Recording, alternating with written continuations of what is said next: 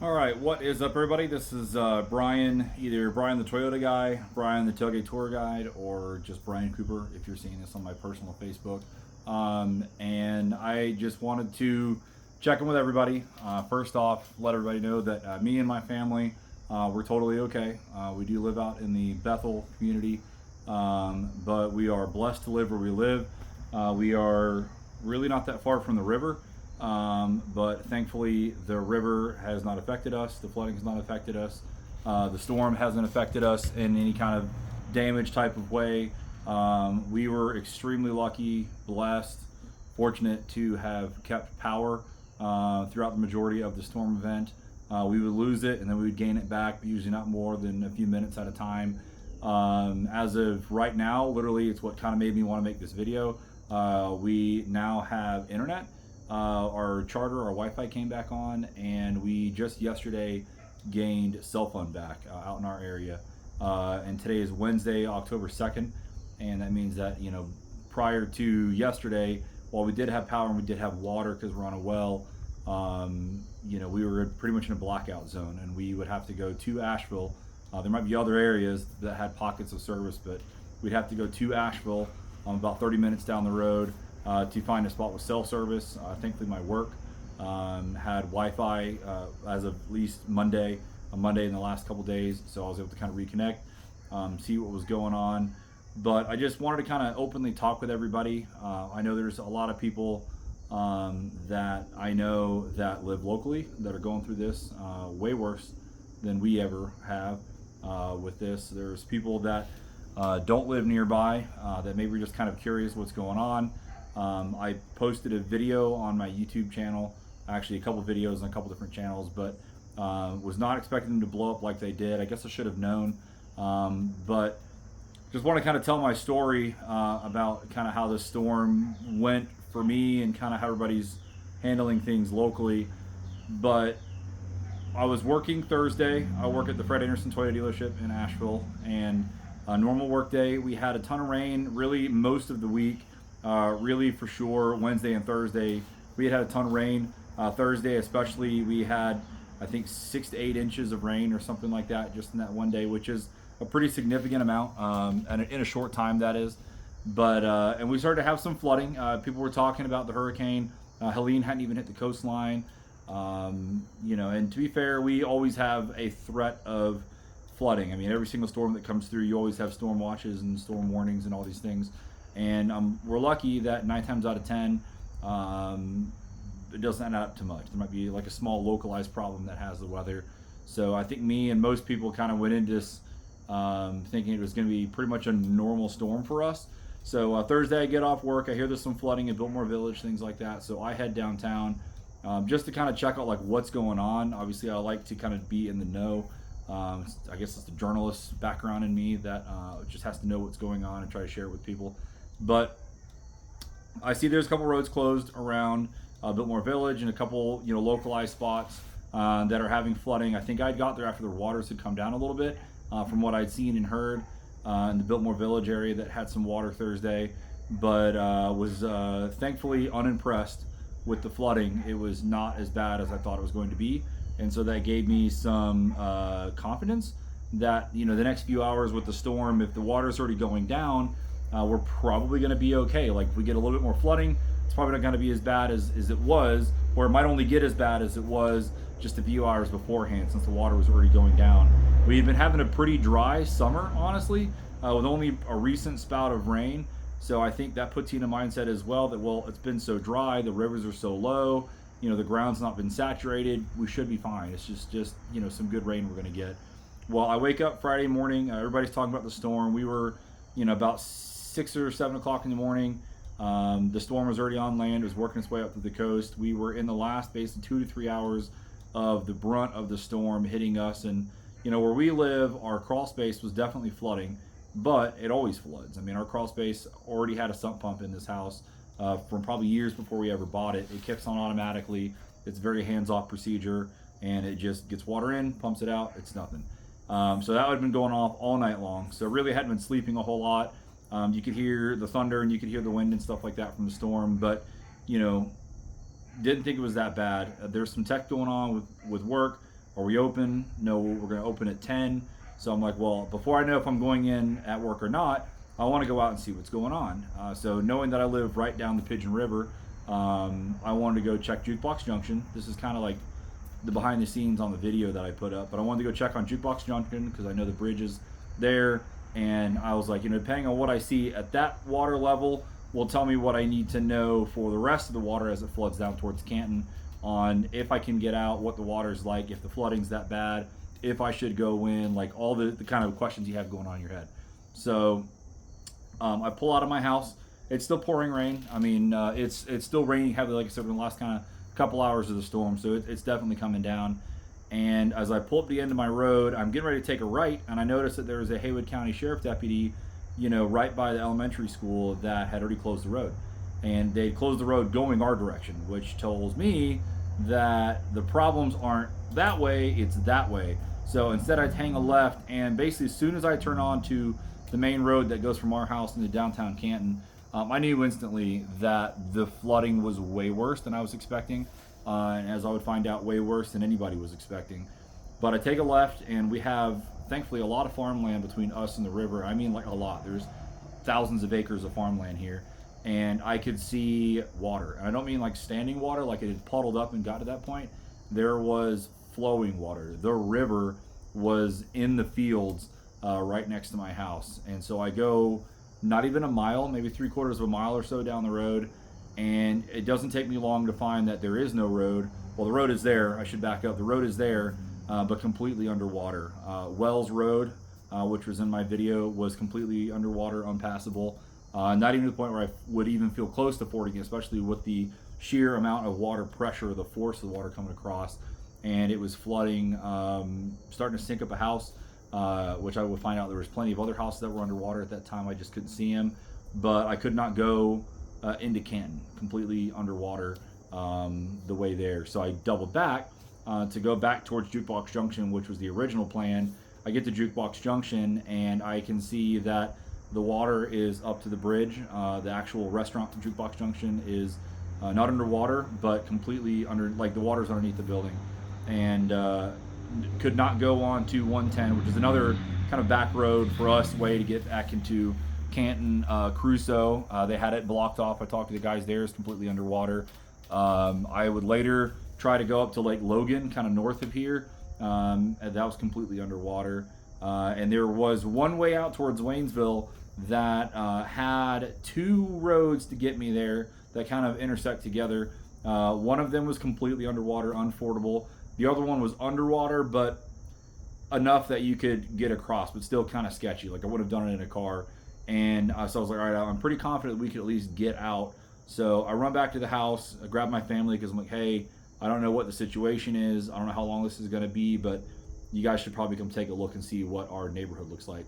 So grabbed everybody, went out and about, and honestly, just in probably the 30 minutes or the hour or so, probably hour and a half I had been out, it was obviously still raining. It had stopped raining right about this time, but by the time we had gone out and I wanted to show my family the flooding down by Wells Road, the flooding was worse. The water had come up probably another 5 or 6 feet since then in height, which meant it also come up the road a lot more. So houses and properties that weren't underwater when I was down there now were succumbed to water.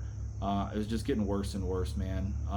Was going around, again, there's only a small pocket that I could go and travel around to. I'm getting text messages and phone calls, at least Friday morning at this point. Everybody's like, what's going on? I don't have power. This is bad, So before I could even find out that work is canceled for the day, lose connectivity. That was probably, 9 o'clock, 9:30 in the morning time. Lose connectivity, lost Wi-Fi. Thankfully, again, we had power. We pretty much kept power. We're on a well, so we kept that. But try to get in around the neighborhood here. We were pretty much landlocked. We decided we'd go ahead and make the trip to Waynesville just to kind of get an idea of if we could even get to Waynesville. And that's really where the rest of the videos came from Friday afternoon. And just the further out we pushed, it was just like the worse it was. Every single place we went to had water damage or tree damage, or there was mudslides in the road. And I want to flash forward because we get to the point where Monday, So Saturday, actually, I have no clue what's going on with work. I have no clue what's going on in Asheville. At this point, I still haven't even been to Asheville. Like right now, personally, like today, I have not even been to Asheville, just to work. And I go to work, and there's only a handful of people there because they're also, like me, confused on what's going on. Thankfully, I could get to work because the waters had receded, but that was when I went through downtown Canton, saw the absolute destruction there. But get to work, and literally from here to Asheville, so 30 minutes, no cell phone service anywhere. Everybody that I know that was at work that day, 5 or 6 people, they were without power. Most of them without water because they're in the Asheville water system or something. Just getting worse for everybody. No connectivity. You know, I've got my phone just in case, but no point, no internet, nothing. So basically, flash forward to Monday. You know, Sunday we decided to stay in and just hunker down and do what we can do to take care of ourselves, I guess. Monday, I finally get enough. We decided we're going to go check on my in-laws, live down in Mills River, because we've not heard from them. They've not heard from us. They've not stopped by. They live right off the Mills River, like their property is on the river, and it's flooded there before, so naturally we decided to go check on them. We go and check on them, and thankfully they're fine, and yeah, to our surprise, they have a little bit of cell service where we can start getting notifications. So we're getting to check in with people. So blessed that pretty much everybody that I know has been mostly unaffected by this storm. However, there are a few people that I'm acquaintances with, especially one that lives over in the Chimney Rock area, that is not as lucky. Chimney Rock, if you've not heard, is pretty much off the map completely. Drone footage that I was able to kind of see once we got internet just showed how bad the roads and the town is out there. You know, the river has completely reshaped its path, and it's chosen the path where people once lived and drove their cars. And you know, from other videos I've seen, people are backpacking out because the only way out is by foot or by helicopter. So kind of where I'm going with this is, you know, as I'm starting to get internet connectivity and can, you know, try to find videos, and I'm sure it's like me where, you know, people might be able to take videos but they can't get them out because nobody's got service. So it's kind of spotty even trying to find stuff. It's a little bit better today, but just the more videos and posts and, you know, things you listen to, you know, thankfully 99.9 Kiss Country and all the other Asheville stations, 104.3, 101.1, like all of them have been simulcasting basically around the clock on open phone line and broadcasting all of the press briefings and everything from Asheville and Hendersonville and all these towns. But we saw some really bad flooding up through here, and you know, this area had it really bad 3 years ago with Fred, and Fred was like the 100-year storm. That was like the storm that everybody says happens once in a generation and you don't have to worry about it for a long time. And this was way worse. Helene was way worse. There's areas of Canton for sure that had flooding before, and then they got flooded this time, and there's areas that had never seen flooding before and saw tons of water. And that's honestly the biggest takeaway from this storm event is, you know, this is not like the coastline area where you kind of expect flooding when you have big storms. You know, when we get these big floods, it's usually localized. It's like in 1 or 2 areas, and generally you kind of know where the water is going to go because it happens all the time. This was not like that at all. I mean, just from the widespread damage, Asheville, a ton of roads, you know, got sections of it that are completely gone, down to the dirt. Swananoa, Black Mountain, the Ingalls Warehouse, you know, obviously Chimney Rock, Lake Lure. I mean, literally everywhere. Marshall, downtown Marshall, Maggie Valley, Clyde was underwater. I mean, there's not a small town, there's not a town at all in Western North Carolina that has not been moderately to severely affected by this storm. And I say this because what I've seen in Canton was bad. What's happened elsewhere is like 2 to 3 times worse in some instances. Haywood County is very lucky that there's not been a high death count, high death toll. But from what I understand, I don't know if it's an Asheville or Buncombe County number or if it's a storm number, but there's like up to 60 that I think they're counting as confirmed deaths. And from what I understand, I think someone explained to me that they're only counting the ones that they can identify, which is just, when you think about that, it's just, you know, the number's higher. Stories are everywhere about bodies washing up. I mean, there's just people that nobody was prepared for this. They could talk about there's this big storm coming, but you could never tell people it's going to be as bad as it was. And now looking forward, I don't know what this area is going to look like for the next 6 days or 6 months or 6 years. Me as a motoring enthusiast, just in the week prior to the storm event, literally almost every single town that's been affected within a 50-mile circle of where I'm sitting, I had been to. I mean, I had friends in town. We were in like literally a week and a half prior, we were in downtown Marshall at the Madison Brewing Company having a beer on the back porch, like looking at the river. My friends were staying over in Bat Cave off Highway 9. So we were on Highway 9 and 74 in the Lake Lure and Chimney Rock area, which is now gone. Trust and Luck General Store, which is up 209 Hot Springs going up the Rattler. One of my favorite roads has massive flooding problems that they're dealing with. The general store there had water. I mean, all these places that I typically go to as a motoring enthusiast, like one of my favorite things about living in this area has been affected. The whole towns, the roads, all of these mountain roads that I love are closed. And it's just, you just take it all for granted when, like a week prior, you could just go anywhere you wanted to, and everything was normal, and now it's not. And it's people's homes, and it's their businesses, and it's crazy to put it in this light, but it's kind of the tourism that's made this area so popular, so sought after, is all these gorgeous mountains and the rivers and the streams for fishing and tubing and kayaking. I mean, we tubed the Pigeon River, and honestly, the Pigeon River is not the same. None of these rivers are the same. There's going to be so much debris in this water for probably a year or two that it's not going to be safe to be in the water, moving down the water at least. I like swimming, tubing, because there's going to be debris. There's stuff sunk in the water. There's cars. There's who knows what else in that water.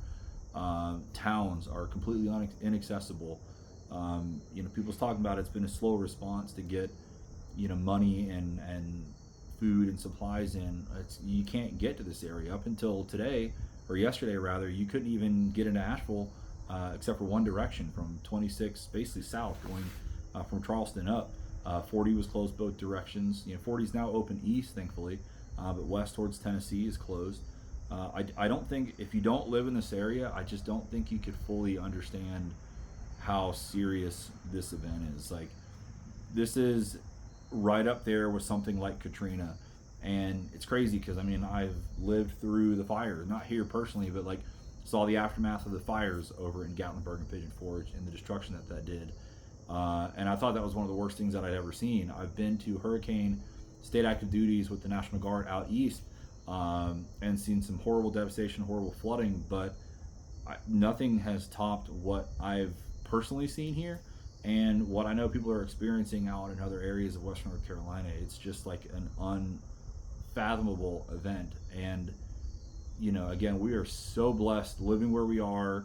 Not only just being in the mountains, I still love living here, but like where our specific house is, that thankfully my whole entire neighborhood did not have wind problems outside of the normal storm debris. Some places were spared from some of that, and some places, for whatever reason, downbursts, tornadoes, I don't know what, just absolutely wrecked with wind. Homes just like buried in trees, cars, roads closed, and a lot of these roads are not just talking about the main highways and arteries, but the small roads, the driveways up on the mountain where elderly people live, and they can't get out. And if they can't get out, they don't have chainsaws, they don't have power, they don't have water, there's no phone connectivity. Like, everybody's panicking. We're day 5, I think, of post-storm, and there's still people unaccounted for. They're now, thankfully, most of them are probably out there. They just haven't gone anywhere to get cell phone. Maybe nobody's checked on them. But there's going to be just a lot more loss of life counted by the time everything is tallied up. But, I just don't know what the economy for this area is going to look like. I think there's going to be a ton of money flowing in a lot of different areas, especially when it comes to like construction. Thankfully, we still have a few months of good weather, but we're not that far from winter where it's going to be cold, so it's going to be really kind of slow to get homes and roads rebuilt when you've got shorter days and colder temperatures. And that's just all I can think about right now is like what happens next? Like, so what? Like, we're here, we made it, our friends made it, our family made it, many people didn't make it, and what do we do? I know we were thankfully able to deliver some supplies locally. I'm so blessed to see some of my friends that live out of town.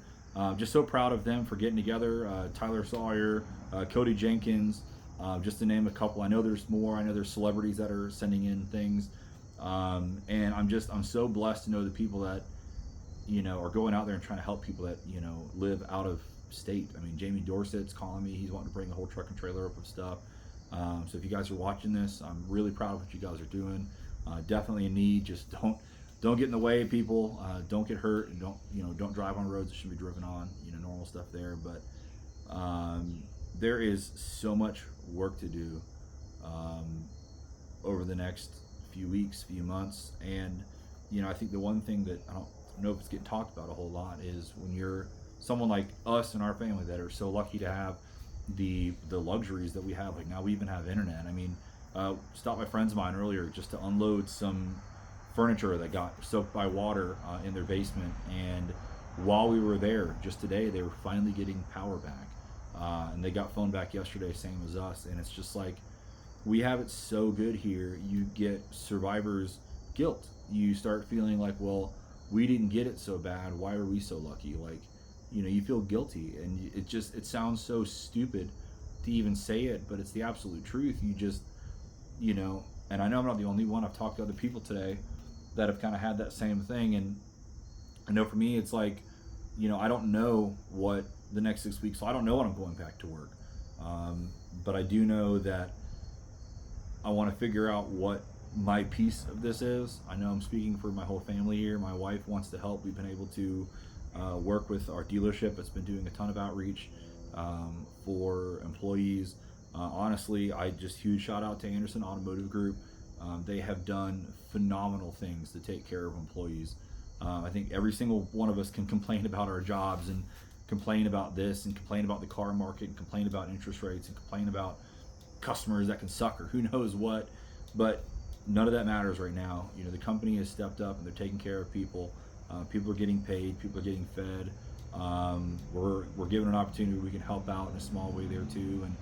And I know for me, depending on if we're closed for weeks here, I'm looking to get involved. My wife wants to get involved. Many people want to get involved. It's not just us. So looking forward to finding a way to kind of better connect with the community that we're only 3 or 4 years into being a part of.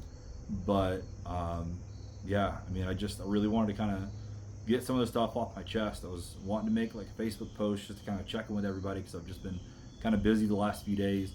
But we're okay. That's the more, like, we're totally fine. Do not worry about us at all. The worst thing we've got to worry about is just the inconvenience of all of this. But there are so many people, hundreds if not thousands of people, that have it so much worse than us, and those are the ones that need support. They need money, they need supplies, they need thoughts and prayers and all those kind of things.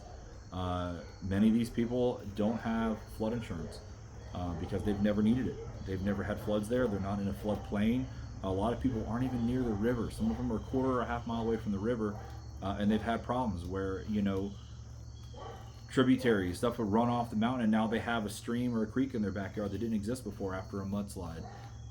There's people that have lost everything and don't have any way to recuperate, and I think everybody's playing the finger pointing game of who's going to help out. From the few people I've talked to, trying to use FEMA stuff. That seems to be a really slow process, as expected with any kind of big federal government thing this so soon after a storm. But it's going to be effed here for months. I mean, I would say at least a year. It's going to be a really difficult place to be. Now, I have really seen some encouragement. I've seen some people getting together that have equipment and chainsaws, and it has been some of the recovery or resetting, I guess you'd call it, has happened way quicker in small instances than what I was expecting, just because people are out there with the tools and with the skill set. I've seen roads that were buckled that I've got photos of that were gone, just huge. Looks like it was bombed, honestly, not completely impassable. And somehow people that know what they're doing have been able to get dirt on their own, or find dirt, or dig it from the river. I think this one guy was doing, and basically dredging the dirt out of the river, putting it back on the road, and then grading it out. I mean, it's just like, that's the cool stories about this, is seeing people getting together, seeing the community, seeing my friends get out there with their supply runs from Georgia, from South Carolina, all these places out of town, seeing people come together, seeing, even for a few days not having a cell phone. It was actually kind of nice. Like, everybody was just out walking around talking to people. I think people were communicating more than they ever did with cell phones. So there's been a lot of interesting positive things that have come out of this. And that's what's going to carry us through. I mean, there's going to have to be enough of that, and it's going to have to go on for as long as possible to get things rebuilt. And I know there's a lot of work going in. There's thousands of linemen. There are hundreds, if not thousands, of EMS workers, police and fire, National Guard, which thankfully they're letting me stay out here with my family right now. But I imagine I might be needed at some point. So, I mean, there's just thankfully a ton of people on tap willing to help out with the rebuild process. So, I'm positive about the future is going to get better. Every day has been a significant increase in everything from the day prior, but it's going to take time. So I just wanted to take a little bit of time to, again, just kind of get all this stuff off my chest. When you talk to everybody for the last few days, and you have all these things kind of rattling around your head, sometimes you just want to get it out there. My story is not that crazy, but my story is my story, and I just want to get this out there so that hopefully others will share their stories. So again, thank you for spending the time with this on me. Do you get on with any of these programs that are out there to send money or send supplies, because that's going to be greatly needed. Or if you're a general contractor of any kind, you want some work, there's plenty of it to do out here. But everybody, thanks for your time. Have a great day.